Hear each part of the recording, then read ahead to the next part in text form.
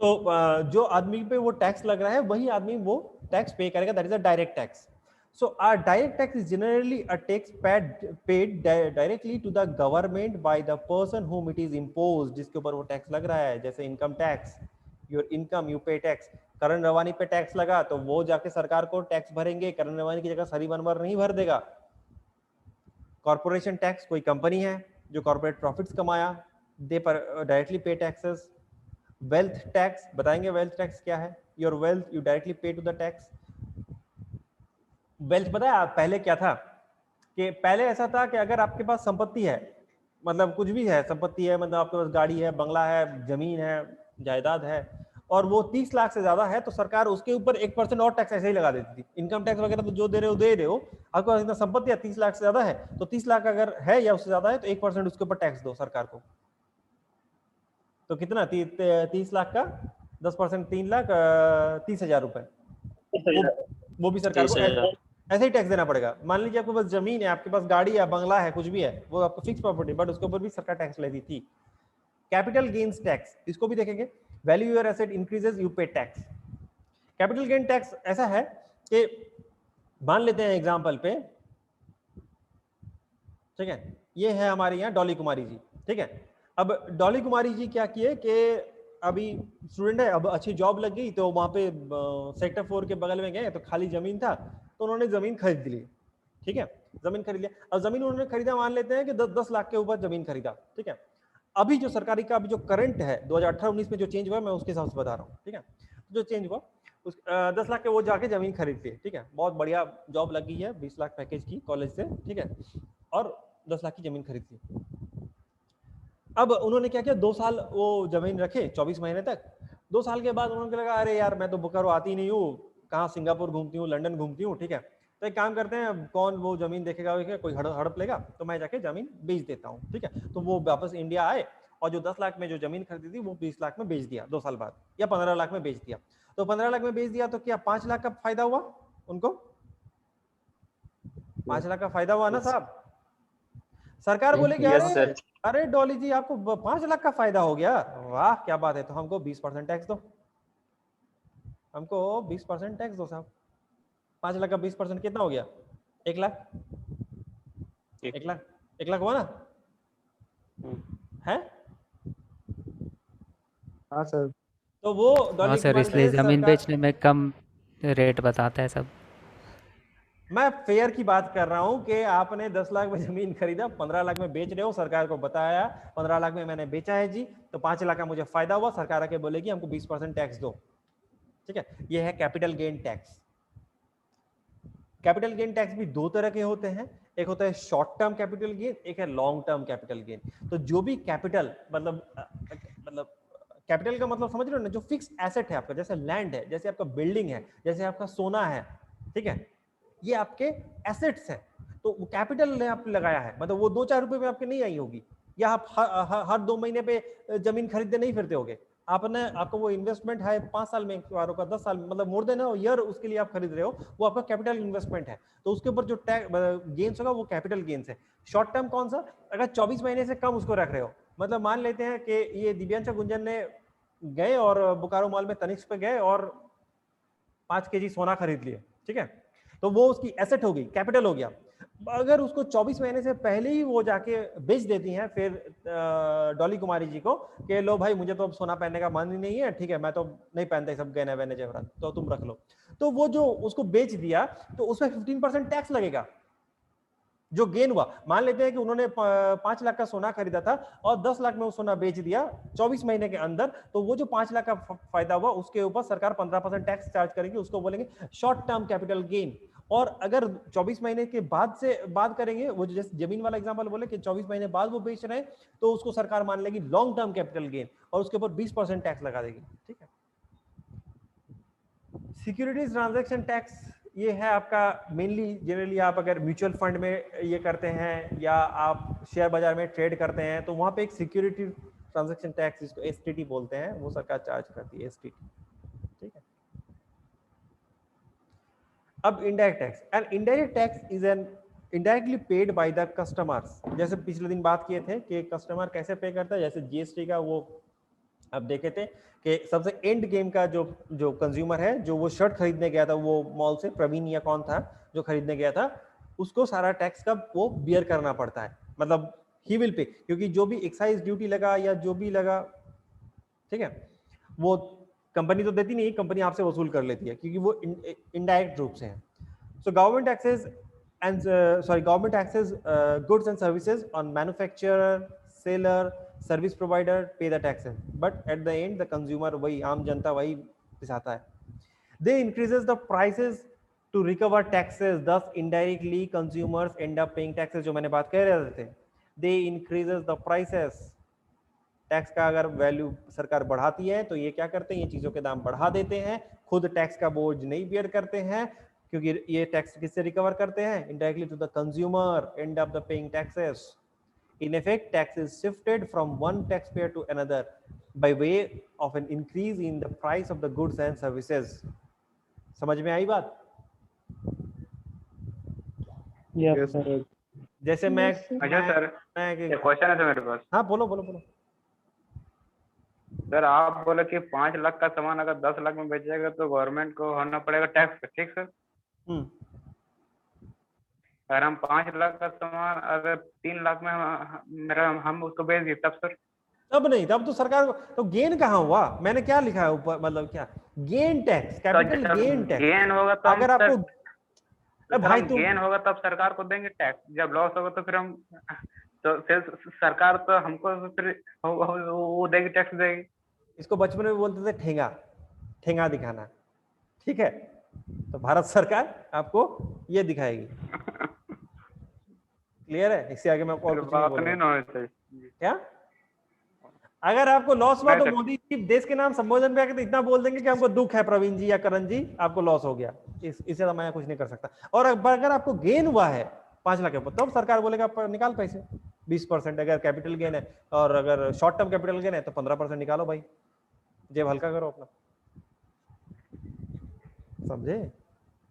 थोड़ा थोड़ा शायद देश के बारे में ना, ऐसा अब है, ऐसा अब है ऐसा।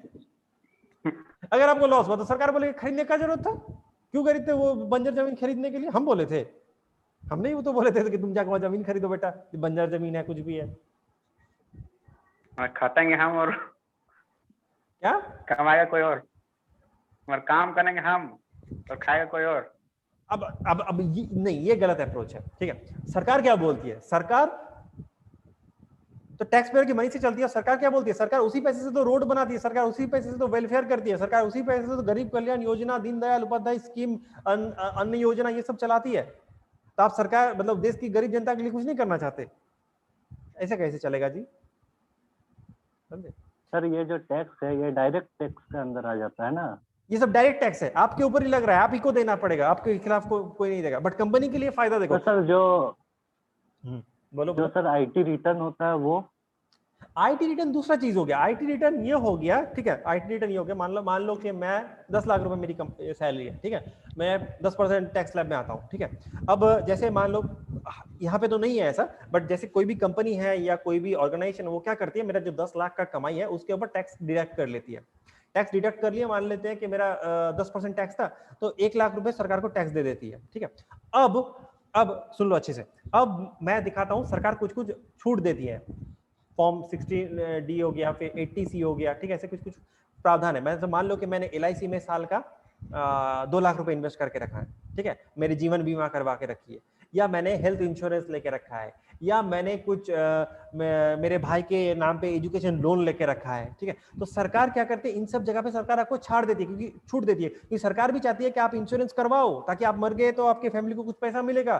सरकार भी चाहती है कि आपका भाई बहन पढ़े, आप एजुकेशन लोन लो, आप पढ़ाओ, इसलिए सरकार उस पर आपको बोझ नहीं डालता है। और अगर वो सब इनकम दिखा के आप बता सकते हो कि मेरा इनकम 5 लाख से कम है, मेरा जो पर्सनल इनकम है वो 5 लाख से कम है, मेरा 5 लाख का तो ये एक्सपेंसेस है, सरकार को बता दिया, तो सरकार क्या करेगा, वो जो 1 लाख रुपए आपके वहां से डिडक्ट किए थे, वो इनकम टैक्स रिटर्न जब आप फाइल करोगे, ठीक है, तो सरकार आपको पैसा रिटर्न कर देती है। समझे? अब इंडायरेक्ट टैक्सेस कौन कौन से है, जैसे एक्साइज ड्यूटी है, इंडियन टैक्स ऑन मैन्युफैक्चरिंग, ठीक है। एक्साइज ड्यूटी, हर एक चीज जो इस देश में उत्पाद होती है या उत्पादन होती है उसके ऊपर एक्साइज ड्यूटी लगती है, ठीक है। आपने एक बहुत अच्छा एक एग्जांपल अगर मैं बताऊं, ठीक है, पता नहीं कितना, डोंट टेक इट पॉलिटिकली, कोई पॉलिटिकली नहीं लेगा, ठीक है, मैं स्टेटमेंट बताता हूँ, ठीक है। पिछला साल जब ये अप्रैल मई का महीना था, एक्चुअली हमारा जो देश है, हमारा देश, आप लोग बाइक तो चलाते होंगे ना, जो तेल है, पेट्रोल, पेट्रोल हम लोग क्या करते हैं, 85% ऑफ ऑयल हम लोग इंपोर्ट करते हैं, 85% हम लोग तेल इंपोर्ट करते हैं बाहर से। कहाँ से? मिडिल ईस्ट जो कंट्रीज है, मिडिल ईस्ट कंट्री मतलब सऊदी अरब, कुवैत, इन सब देशों से आयात करते हैं, ठीक है। तो सरकार का एक हेवी अमाउंट इसमें जाता है, ठीक है। तो यहाँ पे जो इंटरनेशनल जो ये जो तेल का दाम डिसाइड होता है, वहाँ पे एक संस्था है ओपेक करके, ठीक है, कभी बताएंगे इसके बारे में विस्तृत चर्चा करेंगे। ओपेक नाम सुने होंगे शायद आप लोग। यस सर इस्लामिक कॉर्पोरेशन है। हट, इस्लामिक इस्लामिक कुछ नहीं है, ठीक है, और ऑयल प्रोड्यूसिंग कंट्रीज का ये है, ठीक है, ओपेक संस्था है जो ये तेल का उत्पाद के ऊपर वो कंट्रोल लाती है, कि क्योंकि मिडिल ईस्ट के जो कंट्रीज है वो मेनली तेल के ऊपर डिपेंडेंट होते हैं, तो तेल के दाम बहुत ज्यादा मतलब ऊपर नीचे ना हो, उन लोग की देश की इकोनॉमी ना हैम्पर्ड हो, इसलिए ये ओपेक जो संस्था है ये वो डिटरमाइन करती है कि बाजार में तेल का डिमांड कितना है, सप्लाई कितनी होनी चाहिए, सप्लाई को कितना कम करना है, कितना ज्यादा करना है, वो डिसाइड करके बताती है, ठीक है। तो ये जो तेल का दाम है वो जो इंटरनेशनल मार्केट में जो प्राइस होता है वही हमारे देश में प्राइस किया जाता है, ठीक है, मोदी जी के सरकार में अभी।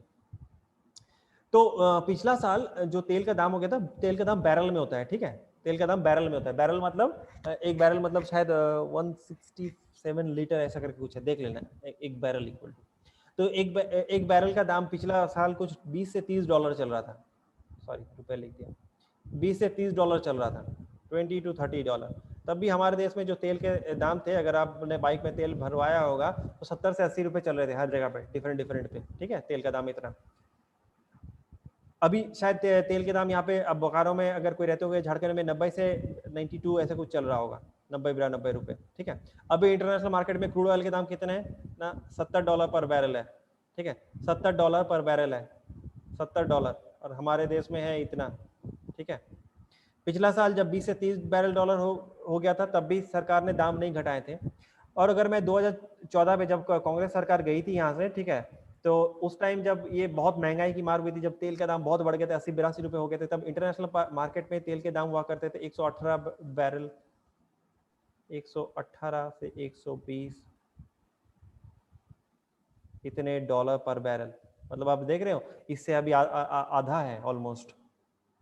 तब तेल के दाम 82 थे, तो अभी अगर आधा है तो उस हिसाब से तेल के दाम 40 होने चाहिए थे, बट है नहीं, अभी 90 रुपए। क्योंकि क्यों क्या है, सरकार ने एक्साइज ड्यूटी बढ़ा दी है। एक्साइज ड्यूटी क्या है कि मतलब यूनियन टैक्स ऑन मैन्युफैक्चरिंग, जो तेल हम लोग बाहर से लाते हैं वो कच्चा तेल है, उच्च कच्चा तेल का रिफाइनिंग होता है, वो प्रोड्यूसिंग होती है, बहुत सारे ये होते हैं, तो वो जो प्रोडक्शन होकर जो प्योर तेल निकलता है उसके ऊपर सरकार ने एक्साइज ड्यूटी बढ़ा दी है।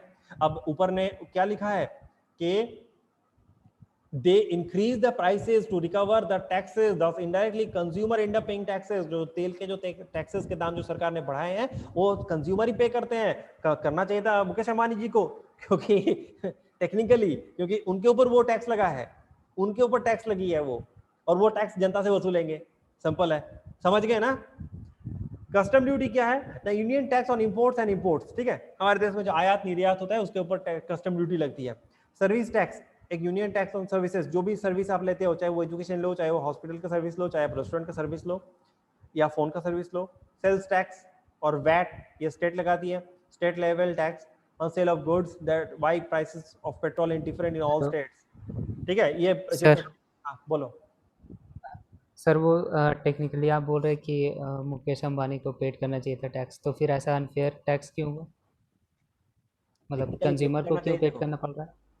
बिजनेस है। अब आप खुद सोचो, ठीक है, कौन बता रहा था ये, नाम बताओ थोड़ा सा। वसीम। वसीम, तो वसीम मान लेते हैं कि आप क्या बोलते हैं, आपको क्या पसंद है, क्रिकेट खेलते हो, क्रिकेट? Yes sir. हाँ, तो आप मानते हैं क्रिकेट बैट मैन्युफैक्चर करते हैं, बहुत बड़ा क्रिकेट बैट के मैन्युफैक्चरिंग आपका ये है, और सरकार बोले कल से कि क्रिकेट बैट मैन्युफैक्चरिंग के ऊपर 20% टैक्स लगेगा, और ठीक है, मान लो कि 20% टैक्स लगेगा, पहले टैक्स नहीं लगता था, अब 100 रुपए में बैट बना के पूरे बोकारो को बेचते थे, ठीक है। अब सरकार ने बोला कि मैन्युफैक्चरिंग ऑफ बैट के बस 20% टैक्स लगेगा। अब आप क्या उस बैट को 100 रुपए में बेचोगे, उस टैक्स को खुद कंज्यूम करोगे, या उस कंज्यूमर को पास कर दोगे कि अब बैट 120 रुपए पे बेचोगे अपना प्रॉफिट सेम रखने के लिए, बताओ हमको। वो हम तो कंज्यूमर को पास करेंगे सर। तो मुकेश अंबानी भी वही करता है, गलत क्या है? नहीं तो वो तो गवर्नमेंट नहीं है ना सर। वो तो गवर्नमेंट के हैंड में है ना ये सब। तो गवर्नमेंट ने बढ़ा रखी है ना टैक्स, तो मुकेश अंबानी ने थोड़ी ना बढ़ा रखी है टैक्स। गवर्नमेंट अगर टैक्स कम कर देगी तो मुकेश अंबानी या बीपीसीएल जो भी तेल की कंपनी है वो अपने दाम कम कर देंगे।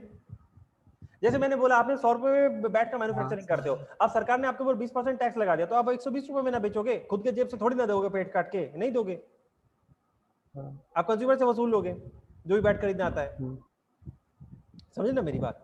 अब सरकार बोले कि नहीं मतलब मैं तो टैक्स एकदम जीरो कर दिया, ठीक है, तब आप 100 रुपए बेचोगे बैट को, आपको क्या है, समझे। हाँ ठीक है सर, समझ गया। तो ये जो डिफरेंट स्टेट में ये जो आप तेल के दाम देते हो ना वेरी करता है, ये वैट के चलते करता है, वैल्यू एडेड टैक्स जो स्टेट लगाती है वो डिफरेंट स्टेट, दिल्ली अलग लगाता है, झारखंड अलग, बंगाल अलग, ऐसे करके। फिर एक सेंट्रल सेल्स टैक्स लगता है, ठीक है। बाप रे आप लोग मतलब बहुत टाइम ले लेते हैं, एक पैरा खत्म करने में इतना टाइम लग गया। Expenditure, spending, government spends money which also provides demand to the economy.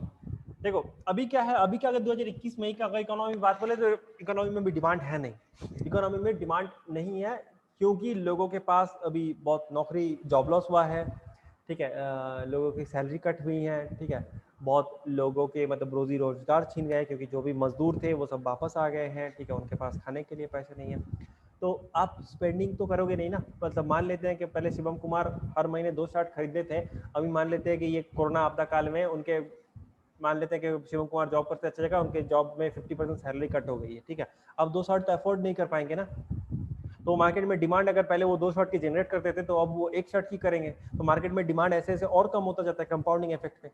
तो इसके लिए मतलब कौन बड़े भाई बन के आता है, कौन सामने आता है कि भाई मैं ये करूंगा, सरकार होती है, सरकार स्पेंडिंग करती है तब जाके मार्केट में डिमांड आता है। कोई प्राइवेट कंपनी के इन्वेस्टमेंट है बट सरकार इज द मेजर वन, सरकार है भरोसे का प्रतीक। सरकार क्या करता है, सरकार आके अभी बोले कि भाई मैं तो रोड बनाऊंगा, अभी बोकारो से लेके धनबाद तक मतलब एक फ्लाईओवर बना दूंगा जिसके ऊपर मान लो कि 1000 करोड़ रुपए का मैं स्पेंड करूंगा, ठीक है, सरकार आके अभी बोले। चलो ये क्लास अभी 10 मिनट में खत्म होने वाला है, देखते हैं आज कंटिन्यू कर पाएंगे, ठीक है। तो 1000 करोड़ में खर्चा करूंगा, ठीक है, ब्रिज के ऊपर। अब जैसे ही वो बोलेंगे तो कोई ना कोई कंपनी को टेंडर मिलेगा, मान लेते हैं कि एलएनटी कंपनी को टेंडर मिला, तो एलएनटी कंपनी को अगर टेंडर मिला, अगर एलएनटी के इंजीनियर अभी तक बैठे हुए थे तो एलएनटी के इंजीनियर्स को सैलरी मिलने शुरू हो जाएंगे, एलएनटी के इंजीनियर्स को सैलरी मिलने शुरू हो जाएंगे, तो जो भी लेबर्स है, मान लेते हैं इतने बड़ा ब्रिज बनने के लिए 1000 लेबर की जरूरत है, तो ये बोकारो धनबाद यहाँ से लेबर उठाए गए, तो इन लेबरों को काम मिला, अगर इन लेबरों को काम मिला तो ये लेबर जाके तेल सामान शैम्पू अगर महीने के 1 खरीद रहे थे तभी 2 खरीदेंगे, तो ऐसे साइकिलिंग इफेक्ट में डिमांड बढ़ा। और मान लेते हैं कि शिवम कुमार जी या वासिम अकरम जो भी थे वो एलएनटी के इंजीनियर थे, उनको सैलरी आधा कर दिया गया था क्योंकि मार्केट में काम ही नहीं था, कंस्ट्रक्शन काम ही नहीं हो रहे थे, ठीक है। अब सरकार जब ये ब्रिज बनाने के लिए बोला कि बोकारो टू मैं धनबाद 1000 किलोमीटर मतलब इतना 1000 करोड़ का मैं ब्रिज बनवाऊंगा, भव्य ब्रिज एकदम, तो क्या हुआ कि जो सारी मानवर थे जो इनकी सैलरी कट हो गई थी, उनकी सैलरी वापस हो गई, फिर वो जो 2 शर्ट खरीदते थे हर महीने मतलब चकाचक से सीसीडी पहनने के जाने के लिए, तो वो खरीदने लग गए, फिर से मार्केट में फिर डिमांड आ गई। तो कौन बूस्ट किया इस डिमांड को, सरकार ने बूस्ट किया। समझ गए सरकार कैसे डिमांड लाती है बाजार में।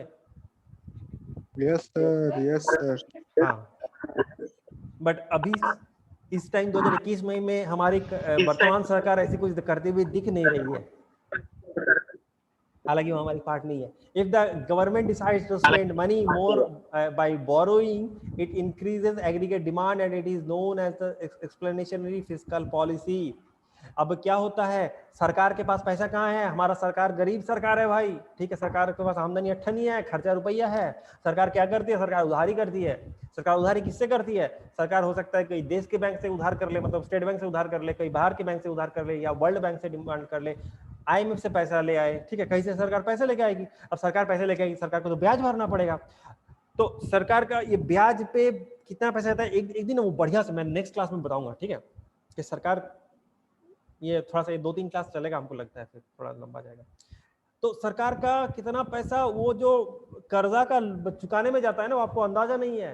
सरकार के पास पैसे कुछ ले दे के बचते ही नहीं है, फिर सरकार लोन लेकर आती है एक खर्चा करने के लिए। अब मान लो कोरोना पे जो ये जो डिमांड इतना नीचे आ गई है, अब अभी भी मोदी सरकार वेट कर रही है कि क्या करे, सरकार के पास कोई मतलब क्या बोले, पिछला लॉकडाउन में, पिछला इसमें जो इकोनॉमी में मार पड़ी उस पर हम मतलब क्या बोले, वहां से उभरे ही नहीं थे कि फिर से सेकंड वेव की मार आ गई, फिर से लॉकडाउन की मार आ गई, फिर से लोगों की नौकरियां जाने लग गई, फिर से इकोनॉमी डाउनफॉल आ गई। तो सरकार के पास पैसे है नहीं। अब खुद सोचो कि आप कितने मतलब लाचार हालात में भी हो। मान लेते हैं कि सरसरी बनवर्जी है, तो कितने लाचार हालत है, आपकी जेब में पैसे है नहीं, खाने के साथ पैसे है नहीं, करे तो करे क्या। सरकार की हालत अभी ऐसी है, तो सरकार को मजबूरी में बेचना पड़ रहा है ये जो भेल या सॉरी बीपीसीएल जो भी बेचना पड़ रहा है। अब घर के कंगन जेवरात अब कब बेचते हो, घर के जो गहने होते हैं कब बेचने जाते हो, कोई बताओ।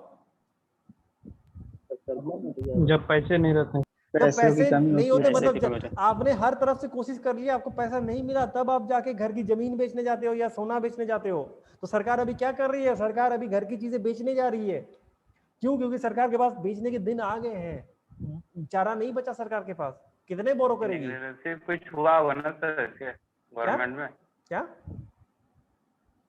क्या क्या बताओ बताओ। नेग्लेंसली कुछ हुआ होगा ना? क्या हुआ होगा? नेग्लेंसी कुछ किया होगा गवर्नमेंट में।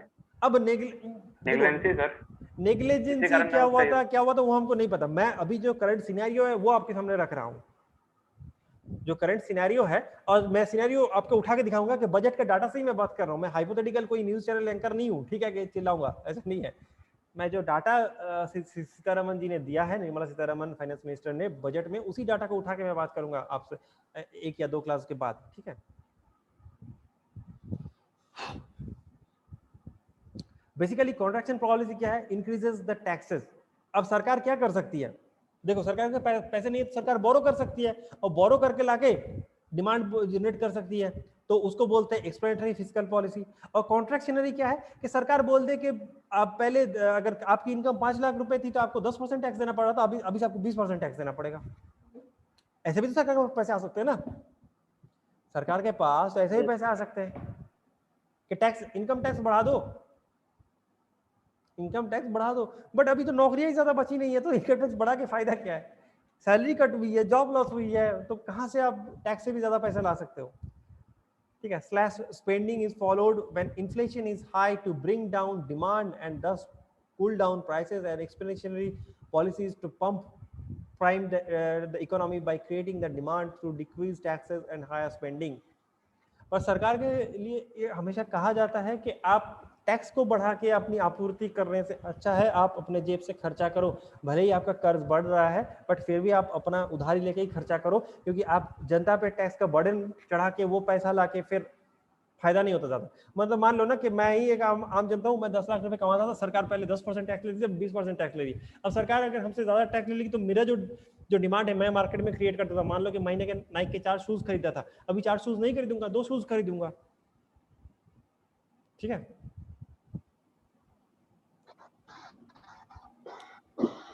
आज बाकी लोग कोई कुछ बोल नहीं रहे, बोलिए। क्या बोरिंग लग रहा है क्या आज बाकी लोगों को? नहीं नहीं सर, टोटल वेस्टेज हो जाएगा सर, टैक्स बढ़ाने से टोटल वेस्ट हो जाएगा। क्या टोटल वेस्ट हो जाएगा? कोई भी प्रोडक्ट, जैसे अगर टैक्स बढ़ा के कुछ प्रोडक्ट बढ़ाए, डिमांड बढ़ाए, और जो कंज्यूमर है वो तो लेगा नहीं, तो प्रोडक्ट तो वेस्ट ही होगा ना। एक बताओ तो, पेट्रोल के दाम अगर 102 रुपए हो जाएगा तो गाड़ी चलाना बंद कर दोगे क्या? ऐसा नहीं है सर, कम तो जैसे अभी आप बताए कि 400 खरीद रहे तो कम 2 ही खरीदेंगे। एग्जैक्टली कि जो मतलब डेली गुड्स हैं, मैं आगे आऊंगा, ठीक है, वो कैसे इम्पैक्ट करता है उसके ऊपर, ठीक है। जो आपके क्या बोले नॉट एसेंशियल गुड्स है उसके ऊपर तो बहुत हेवी इम्पैक्ट आ जाता है। मान लो कि शूज अगर एक चल रहा है तो अभी नया नहीं खरीदूंगा ना, क्योंकि हमारी देश की जो सर डेली यूजेज जो होता है ना सर, जो डेली यूजेज होता है उसमें अगर कितना भी अगर पैसा बढ़ जाए तो उसमें इफेक्ट नहीं पड़ता है सरकार को, और इसमें पब्लिक तो लेना ही है उसको, क्योंकि उसको तो यूज करना है ना।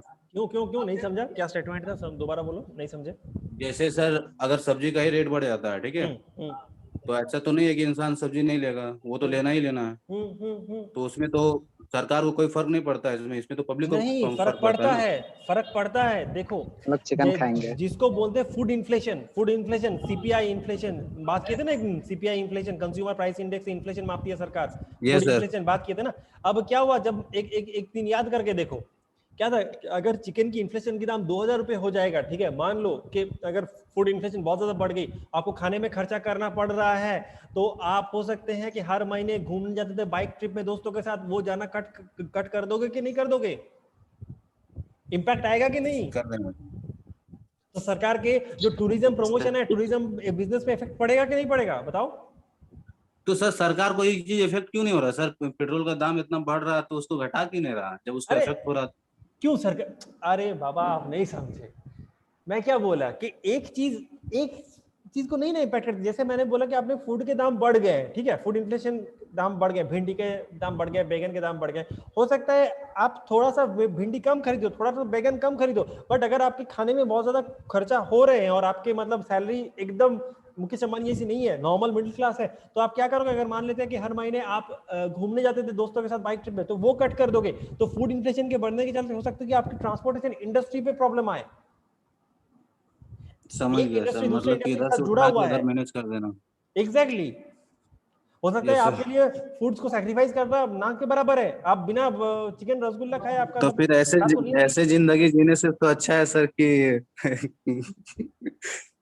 हर चीज को अगर मैनेज ही इंसान करने लगे तो आपको फिर पता नहीं है तब, ठीक है साहब, आप बहुत ख्याली दुनिया में जीते हैं, कभी रियलिटी में आइए, पढ़िए इन सब सब्जेक्ट को, अभी तो तब नहीं आपको पता पता चला चलेगा। है सर। ठीक, आपको पता है कि Everything is connected. मैं आपको बता दूं कि अगर ये जो कोरोना काल जो सेकेंड वेव आया है, ठीक है, ये कोरोना का फर्स्ट वेव सेकेंड वेव पे 23 मिलियन लोग गरीबी रेखा के नीचे चल गए, मिडिल क्लास से 23 लाख। Yes sir. पता है आपको? और इसको सरकार को कोई इफेक्ट नहीं है उस पर। कैसे? अब हम लोग पॉलिटिकल क्लास नहीं कर रहे हैं यहाँ पे, कोई अर्नब गोस्वामी का शो नहीं चल रहा है, ठीक है, पॉलिटिकल डिबेट शुरू कर दो, कौन अच्छा है कौन बुरा है। हम बस बात कर रहे हैं इकोनॉमी के ऊपर कि क्या है क्या नहीं है, क्या फैक्ट्स है क्या डाटा है, ठीक है, डाटा फैक्ट्स के ऊपर बात हो। So taxation in India, the Indian Constitution is quasi-federal in nature. Quasi-federal in nature Indian Constitution आपने कभी सुना है क्या? मैं थोड़ा एक्सप्लेन कर देता हूँ ये सब चीजों को भी। एक्चुअली क्या है कि जो कॉन्स्टिट्यूशन बनता है ना देश पे, मतलब कोई भी देश का, ठीक है, 3 तरह का होता है, ठीक है, कॉन्स्टिट्यूशन का नेचर। एक है यूनिटरी अप्रोच, एक होता है फेडरल स्ट्रक्चर। अभी सुना है क्या फेडरल स्ट्रक्चर को बोलते हुए अरविंद केजरीवाल,